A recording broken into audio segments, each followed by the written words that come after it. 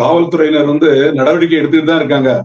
அதையும் மீறி நடக்குது அப்படின்னா அங்கங்க இருக்கக்கூடிய கட்சிக்காரங்களோட சப்போர்ட் அது ஒண்ணு. ரெண்டாவது சட்டத்தில் உள்ள ஓட்ட NDPS ஆக்ட்னு ஒரு ஆக்ட் கொண்டு வந்தாங்க. அந்த ஆக்ட் பிரகாரம் கஞ்சா வச்சிருந்தாலும் போதைப் பொருள் வச்சிருந்தாலும் 10 ஆண்டுகள் சிறை தண்டனை, 5 லட்சம் ரூபாய் அபராதம். இப்போ சட்டத்தை எப்படி மாத்திட்டாங்கன்னா எவ்வளவு பொருள் வச்சிருக்காங்களோ அதுக்கு இந்த மாதிரி தண்டனை. 10 கிராம் கஞ்சா ஒருத்தர் வச்சுக்கலாமா? சட்டமே இப்படி இருந்தா என்ன பண்றது? அதே மாதிரி காவல்துறைக்கு மட்டும் பொறுப்பு இல்ல.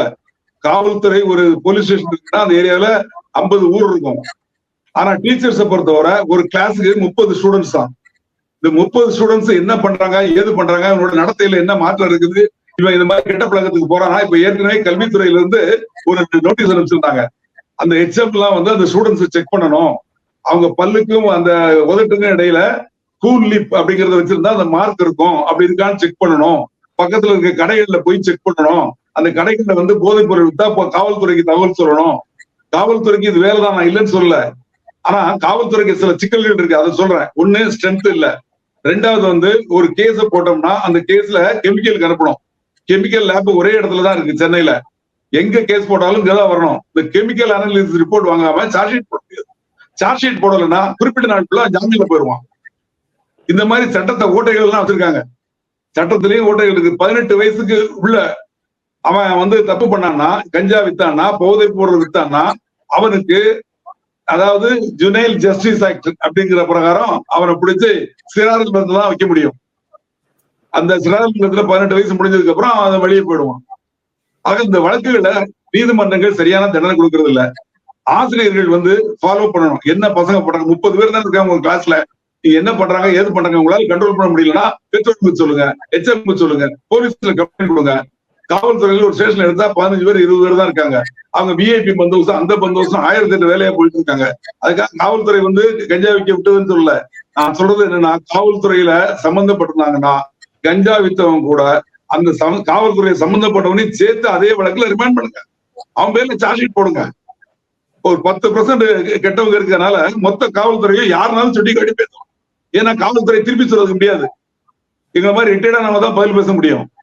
யார கேளுங்க, காவல்துறை மட்டரகமா பேசுவாங்க, குற்றச்சாட்டி பேசுவாங்க. சினிமாக்காரங்க பாருங்க, காவல்துறையோட இமேஜ் கெட்டு போனதுக்கு இந்த சினிமாக்காரங்க தான் காரணம். காவல்துறையில இருக்கவங்க எல்லாம் கெட்டவன், கற்பழிக்கிறவன், அவன் எல்லாம் கஞ்சா விற்கிறவன் சப்போர்ட் பண்றேன், இந்த மாதிரி தான் காட்டுறாங்க. காவல்துறை நான் எதுக்காக சொல்றேன், நான் வருத்தப்பட்டு சொல்லணும். அதாவது இதுல இந்த கஞ்சா வைக்கிறது, போதைப் பொருள் சமாச்சாரத்துல குழந்தைகள் இந்த மாதிரி ஸ்டூடெண்ட்ஸ் இருக்கல, கல்வித்துறைக்கு நிச்சயமா சம்பந்தம் இருக்கு, காவல்துறைக்கு சம்பந்தம் இருக்கு, மக்கள் நல்வாழ்வுத்துறை அவங்களுக்கும் சம்பந்தம் இருக்கு. இந்த போதைப் பொருள் எப்படி அதுல இருந்து மீட்டு வர்றது அப்படிங்கிறது. அது மட்டும் இல்ல, நீதித்துறை அவங்க இந்த வழக்குகள்ல எல்லா வழக்குகள்லயும் பாருங்க எத்தனை பெர்சன்டேஜ் கண்டிஷன் இருக்குன்னு பாருங்க. எத்தனை கேஸ் சார்ஜ் ஷீட் போட முடியாத சூழ்நிலை ஏற்படுது. இதுக்கு அரசாங்கம் லேப் ஜாஸ்தி ஆகணுமா இல்லையா? இந்த மாதிரி பிரச்சனைகள் நிறைய இருக்கு.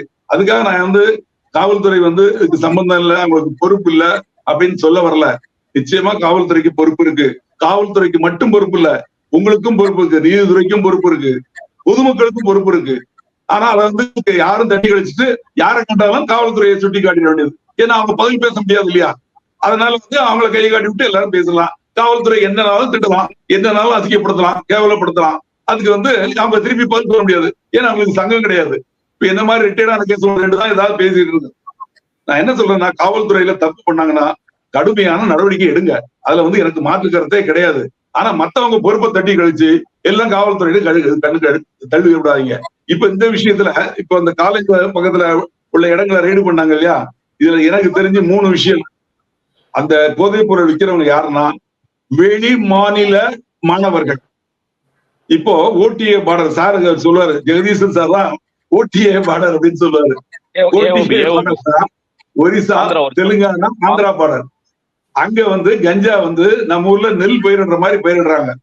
அங்க 5000 கிலோ கஞ்சாவோட சுந்தர் ராவ்னு ஒரு நக்சலைட்டை பிடிச்சாங்க. அவன் கொடுக்குற கன்ஃபெஷன்ல நம்ம சூளைமேடியில 5 மாணவர்கள் அங்க இருந்து கஞ்சா வாங்கி கொண்டு விற்கிறாங்கன்னு அவர் பேர் அட்ரஸ் கொடுத்தாரு. இங்க பார்த்தாங்க, அதுக்கு எஸ்கேப் ஆயிட்டாங்க.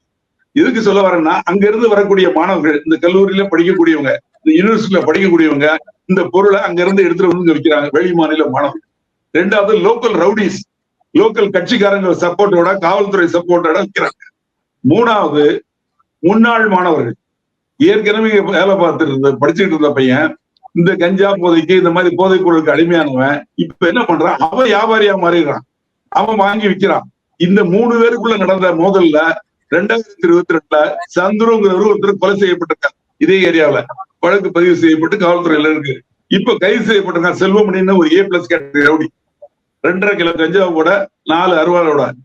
எதுக்கு சொல்ல வரேன்னா, இதுல இது ஒரு பெரிய நெட்வொர்க். இந்த நெட்வொர்க்க எல்லாருமே சேர்ந்து அரசாங்கம் அது தலையிட்டு அரசாங்கம் அது தலைமை ஏற்று இது கடுமையான முறையில் ஒழிக்கணும்.